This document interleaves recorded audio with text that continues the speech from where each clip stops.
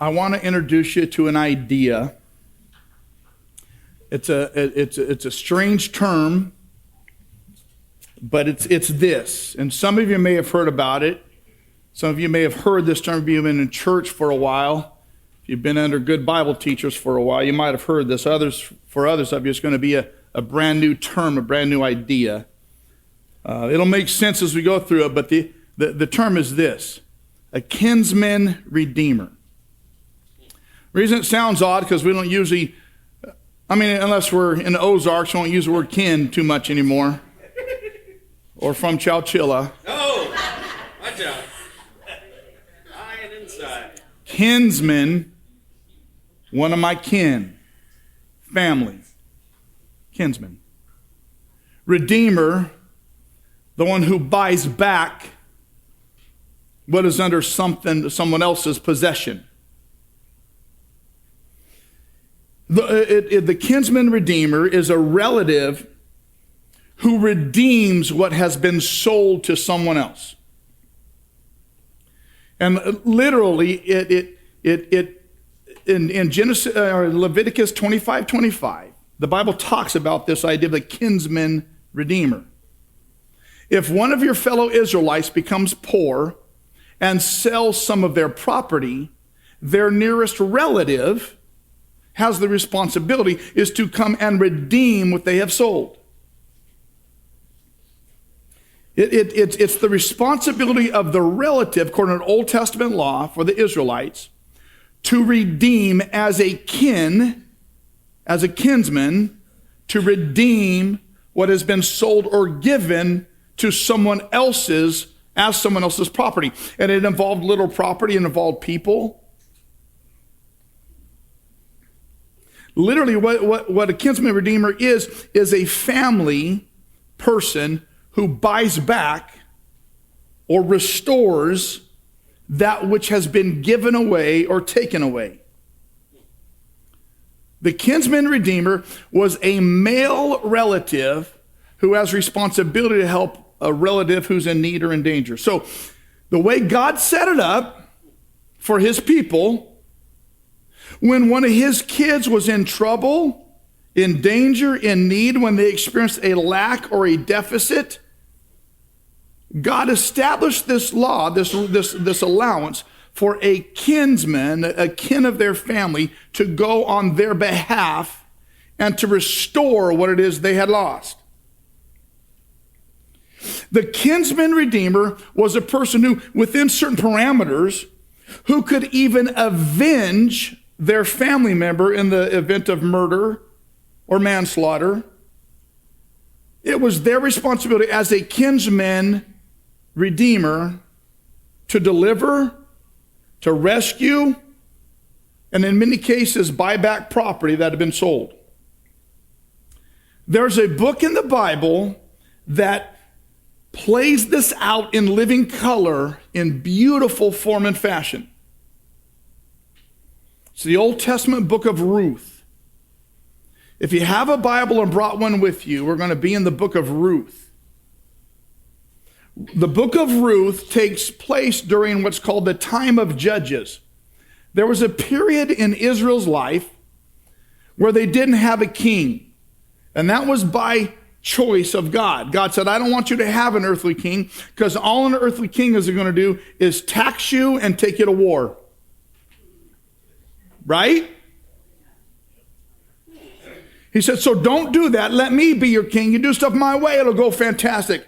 And the people in all their wisdom said, no, God, we know what's best.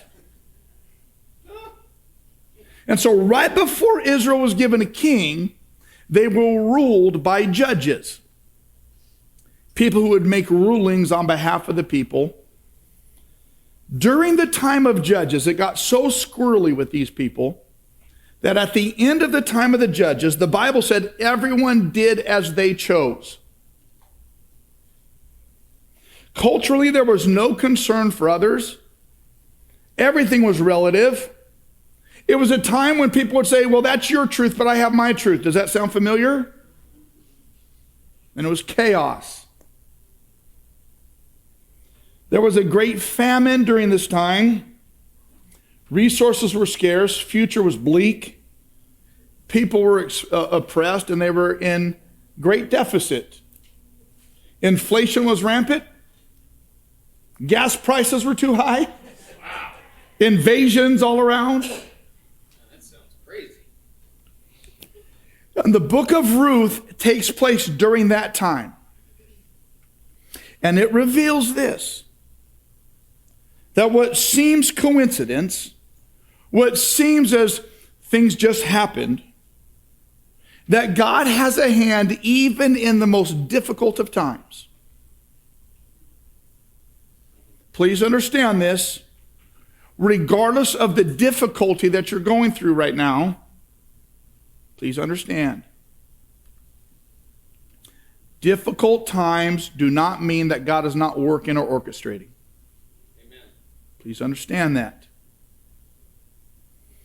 In Ruth, in the book of Ruth, what we're allowed to see is God's unique and beautiful orchestration that serves as reminders to us of God's sovereignty, his presence, and his care for his people, and his ability to buy back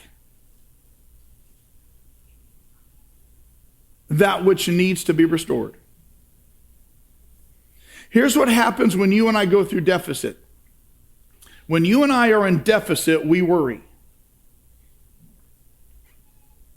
But it allows God to show off. And so the book of Ruth is 4 chapters long. It's pretty short. And I was worried about how you need to understand the scope of all 4 chapters to understand the beauty and the power of this kinsman redeemer idea. And I was wondering, how do I explain this? And then I found a video. And so I'm going to show you this video that's going to walk you through the 4 chapters of the book of Ruth. It's 7 minutes long. We don't have popcorn for you. But watch and understand. Then I'm going to come back and teach on the backside of this video. But you have to understand what's going on in the book of Ruth to understand this kinsman redeemer idea and who Jesus is. The book of Ruth. It's a brilliant work of theological art, and it invites us to reflect on the question of how God is involved in the day-to-day joys and hardships of our lives. There are 3 main characters in the book: Naomi the widow, Ruth the Moabite, and Boaz the Israelite farmer. And their story is told in 4 chapters that are beautifully designed. Let's just dive in and see how this all unfolds. Chapter 1 opens with this line, "In the days when the judges ruled." And it reminds us of the very dark and difficult days from the book of Judges. And here we meet an Israelite family in Bethlehem, struggling to survive through a famine. And so in search of food, they move on to the land of Moab, Israel's ancient enemy. And there the father of the family dies, and the sons marry 2 Moabite women, Ruth and Orpah. And then the sons, they die too.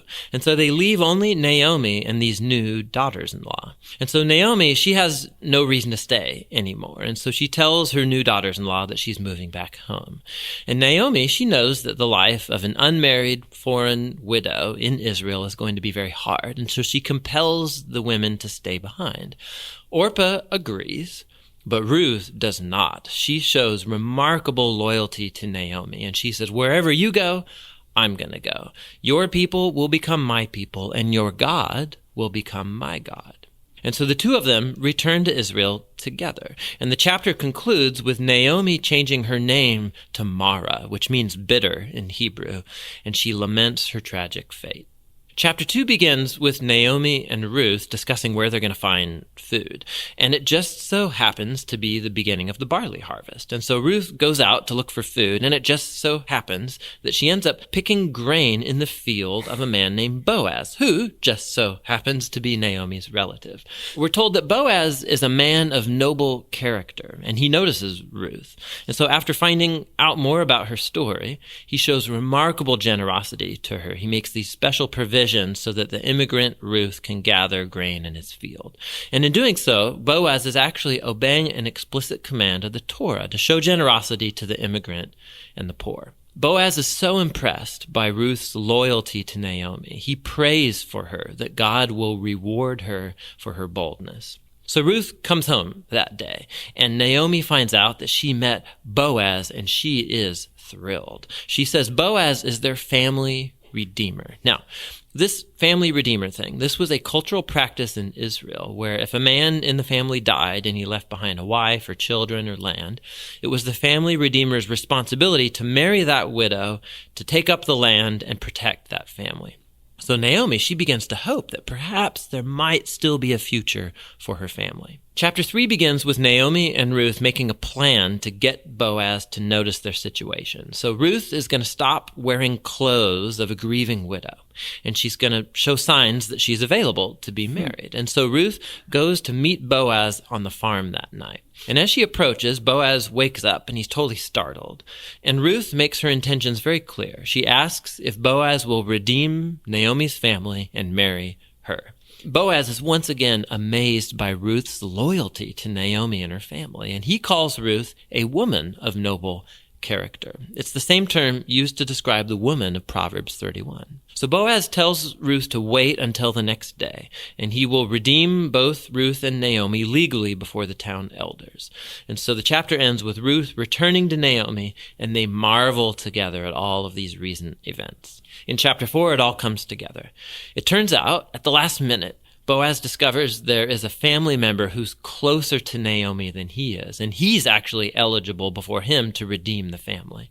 But at the last second, this family member finds out that he's going to have to marry Ruth, the Moabite, and so he declines. But Boaz, remember, he knows Ruth's true character, and so he acquires the family property of Naomi, and he marries Ruth. And so just at the beginning, how Ruth was loyal to Naomi's family, so now Boaz is loyal to Naomi's family as well. The story concludes with a reversal of all of the tragedies from chapter 1. So the death of the husband and the sons is reversed as Ruth is married again and gives birth to a new son, granting joy to Naomi. And this symmetry between the opening and the closing, it's even more remarkable. So remember, the opening tragedy was followed by a great act of loyalty on the part of Ruth. And that is now matched by Boaz's act of loyalty that leads to the family's final restoration. And this symmetry, it highlights the design of the internal chapters as well. So each of the chapters begins with Naomi and Ruth making a plan for their future, and that's followed by a providential meeting between Ruth and Boaz, and each chapter concludes with Naomi and Ruth rejoicing at what's taken place. This story is beautifully designed, and that design actually connects with a really interesting feature of the story, and that's how little God is mentioned.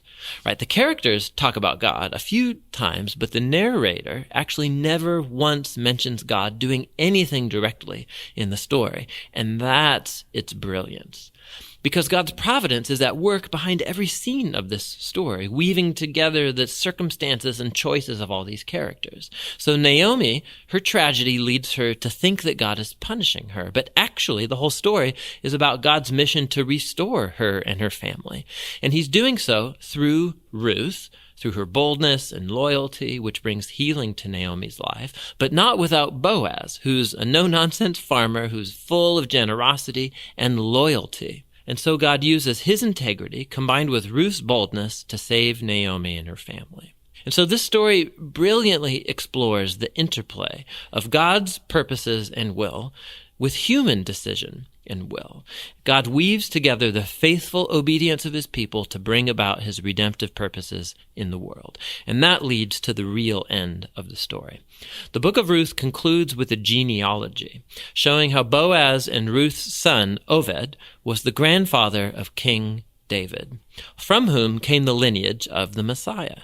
And so all of a sudden, these seemingly mundane, ordinary events in this story are woven into God's grand story of redemption for the whole world. And so the book of Ruth invites us to consider how God might be at work in the very ordinary, mundane details of our lives as well. And that's what the book of Ruth is all about. Coincidence?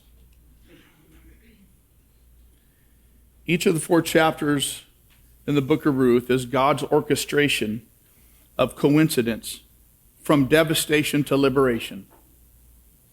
There's nothing in the book of Ruth by accident. No tragedy, no triumph. That's there by accident. Even though God isn't mentioned, God is behind every event. That's something for us to keep in mind. Because it feels as though as we go about life that God isn't around sometimes, right? He's there.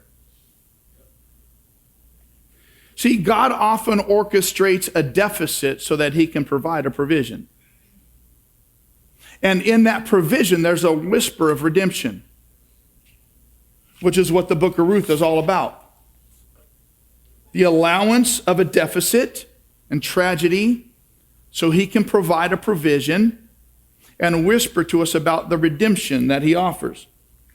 See, the key message is this, that God will never abandon us or leave us alone in difficulty, that he's always orchestrating deliverance, always. Naomi sends Ruth to glean the fields. That means to pick up all the stuff that the farmers left behind on the ground. By coincidence, she ended up in Boaz's field. By coincidence, Boaz was a wealthy relative of Naomi, whom they, through a series of divine coincidences, Ruth appealed to as the kinsman redeemer. I'm reminded of 1 Peter 5, 6, and 7.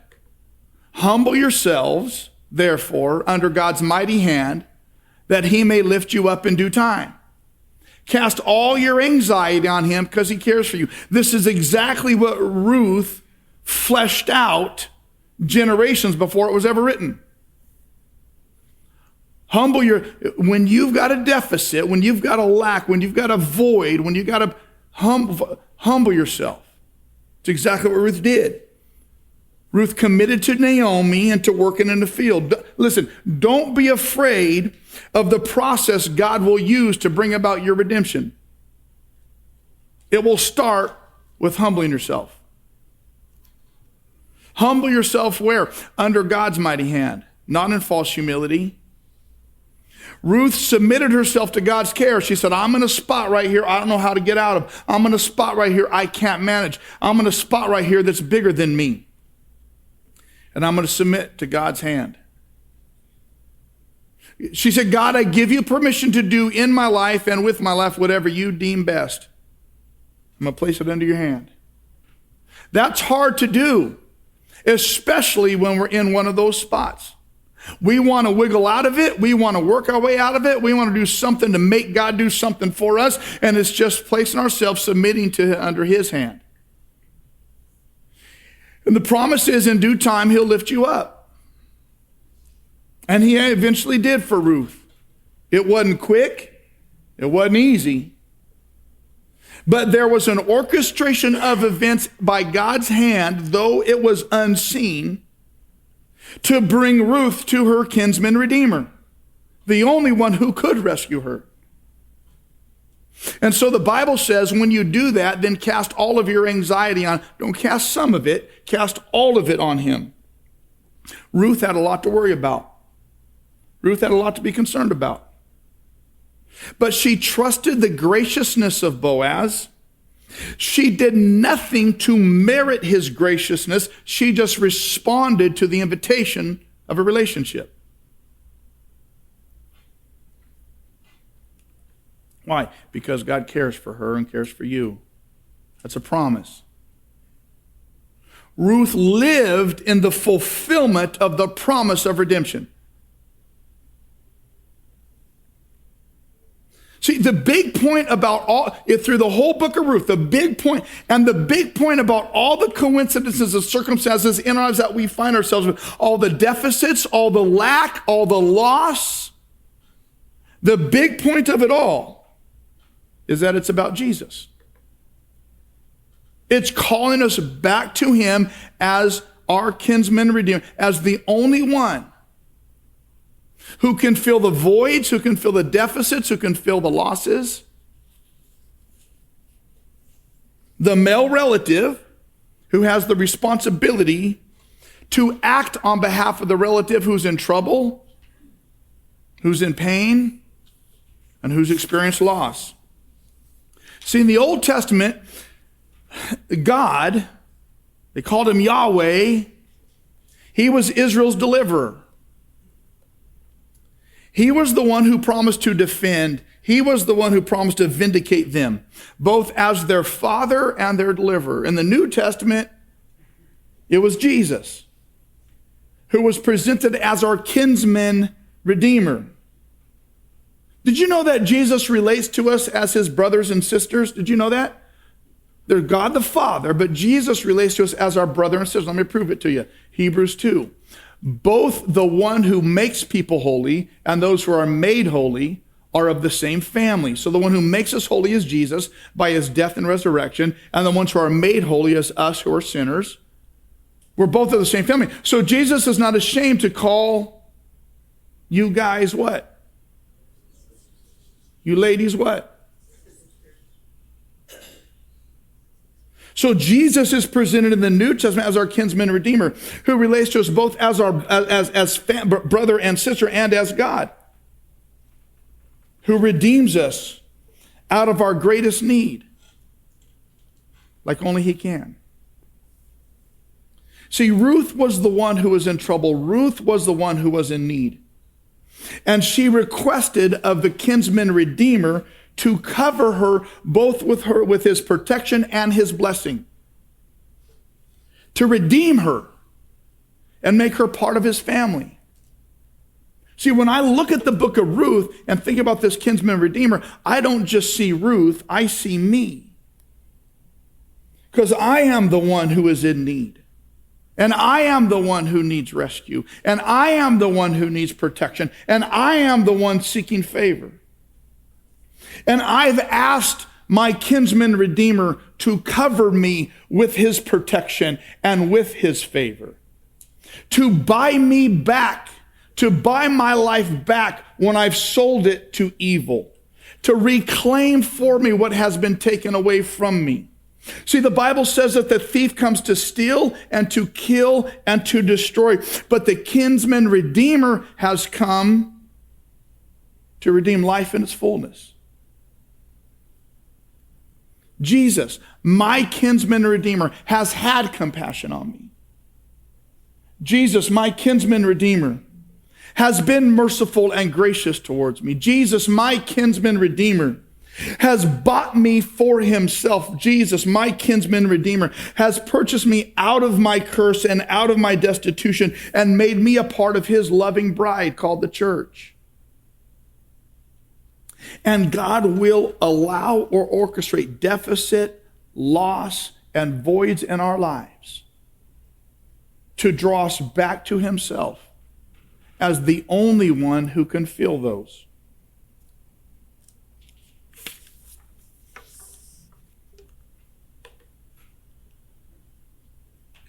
For all who call on him in faith. Jesus will be your kinsman redeemer. It's Jesus who pays our debts, who unites us into the family of God. It's Jesus who bought us back and bought back what we lost, sacrificed, given away. And like Boaz did with Ruth, took someone from outside the family and made them part of the family. See, here's what happens. In difficulty, in loss, oftentimes we don't know why. Right? Why? Why this? Why that? Why in this way? Why at this time? I wanted something different. I planned on something different was supposed to be. Why now? Why this? Why that? Why this time? Why this process? We want to know why. And we don't know why. But we do know that God might be allowing or even orchestrating that deficit, that void, that loss to provide a provision that's found only in him. We try so many things to fill the voids in our lives. We try so many things to fill the emptiness, to appease the sadness, to chase away the guilt and the grief. This is why some people get into continuous relationships, one after another, who have no comfortability or ability to be alone, because they're trying to fill a void. This is why some turn to shopping. It's trying to fill a void. This is why some turn to drinking or overeating or pornography. Every addiction is an effort to fill a void. And God will even allow those things, allow us to give ourselves to those things, because he's trying to draw us to something that's beyond those things. To the only one that can fill them. And if you're experiencing a deficit right now, it could be because God's trying to draw you back to him.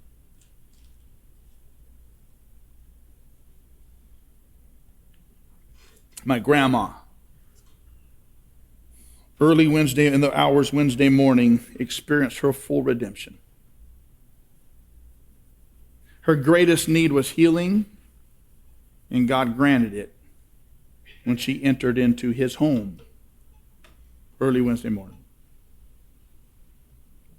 To the song, "I'll Fly Away."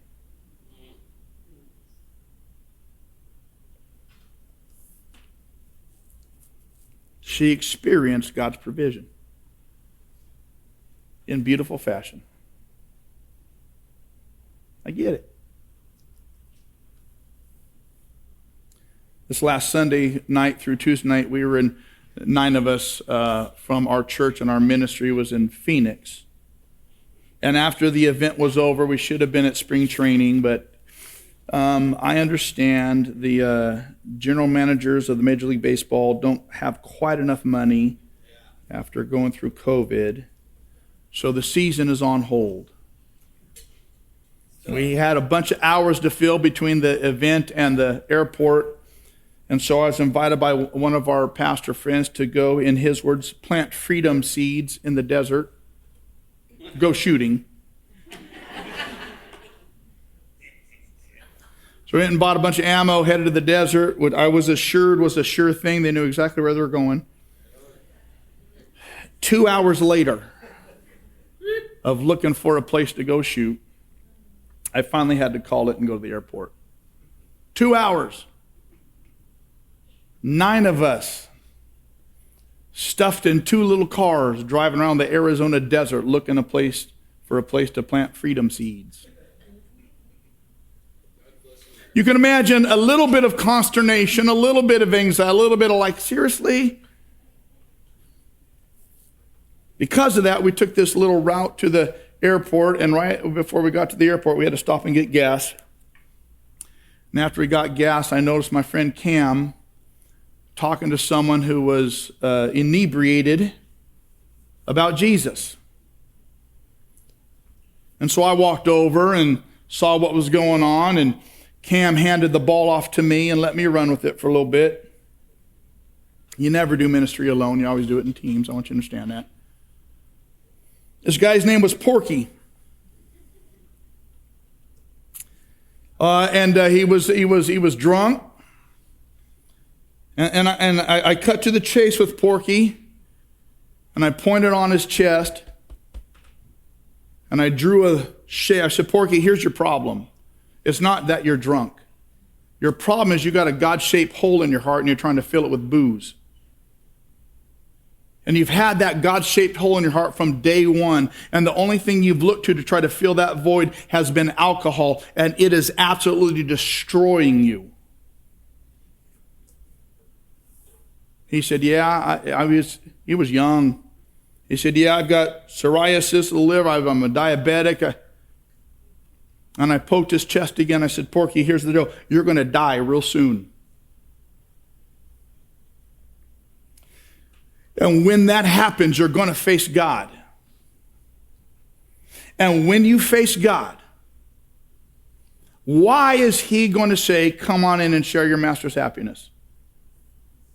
And Porky said, well, I don't know. I said, well, Porky, I'm going to tell you how to be sure. And so we talked through that, but I know the guy's drunk. I've talked to drunk people before. And sometimes when you're drunk, you don't remember everything that was said the night before, right? And sometimes you don't remember what you said the night before. And I said, Porky, you're going to forget most of this.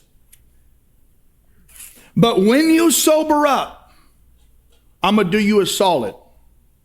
I took out my wallet and I got a receipt from it. I tore off my signature in the card. And I wrote on the back of the receipt, Jesus, I'm a sinner and I'm a drunk. And I'm sorry for my sin. And I believe you died on the cross so I could be forgiven. I don't really know what that means, but I'm going to ask you to come into my life and make me a new creation. And I folded it up. I said, Porky, when you get sober, put it in his pocket. I want you to read this prayer and think about it. See, Porky had this hole in his heart, this deficit that God allowed. Porky was trying to fill it with something that was never going to fill it. And God allows those deficits in our life so we'll turn to him, the only one who can fill it. Porky said, is that prayer the prayer that Joel Osteen prays? He said, do you know Joel Osteen? I said, yeah, Porky, I know Joel. And he told me to tell you, don't send him any money. He's got enough.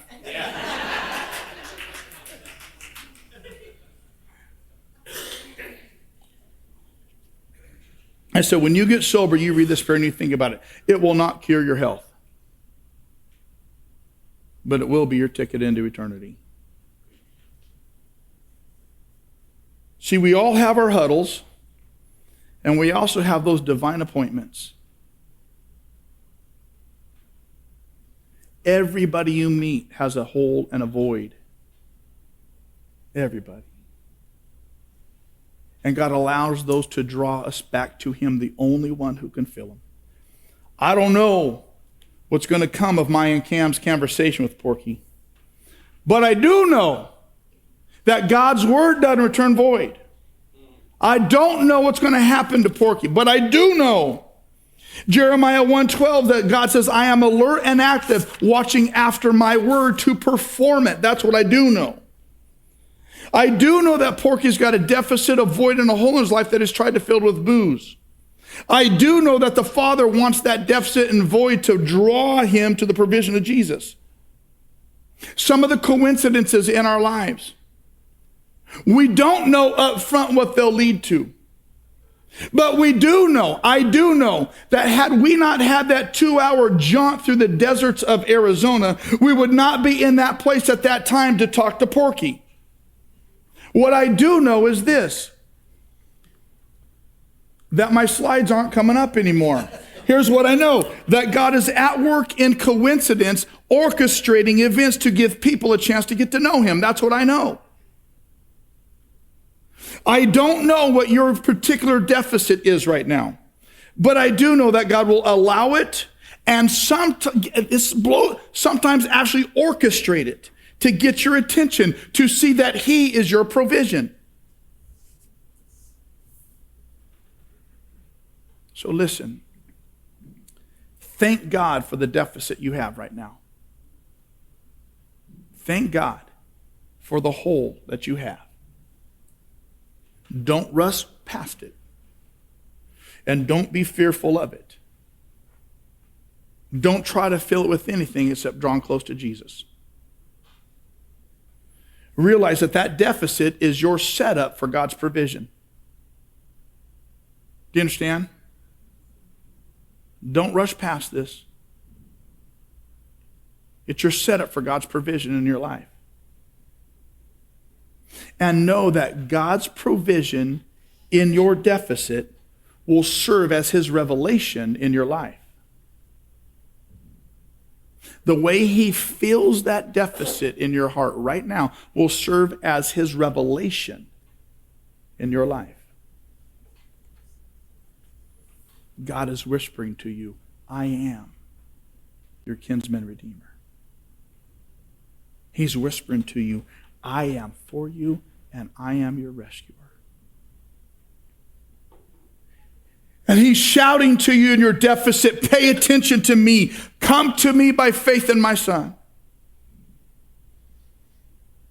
We want God to step in and do something to get us out of it. God says, I got you in it because I want you to come to me. Do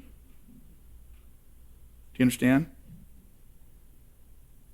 Every deficit in Ruth, in the story of Ruth, was to lead her to the one who would be her kinsman redeemer. The only one who could meet her need.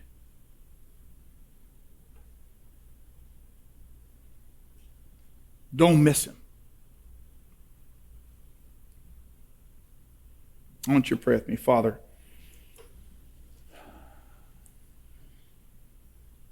thank you that you don't leave us alone in our need. Thank you that you don't leave us alone in the deficits we have in life. Thank you that you allow them and sometimes orchestrate them for the purpose of bringing us to you.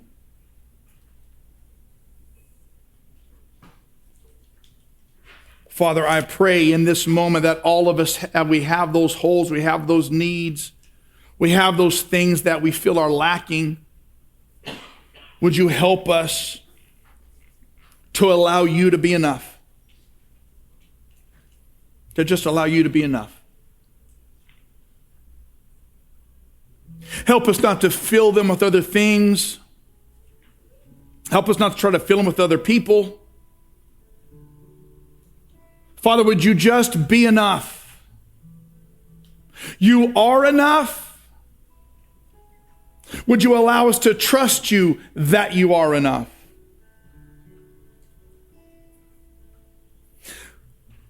God, we believe this. We know this. Would you help our unbelief at the same time? We know you. We believe you. Would you help our unbelief at the same time? We know your word. We believe your word. Would you help our unbelief at the same time? May our faith be more than words. May our faith be more than anthem. May our faith be more than sentiment. May our faith be more than statement. May our faith be a living hope in a living God, in the provision of resurrection, in yours and in ours, fulfilling every need, fulfilling every hole, fulfilling every lack, with life, an abundant life, in this world and certainly in the one that's waiting for us. We love you, Jesus. You are our kinsman redeemer. Thank you. In your name I pray, amen.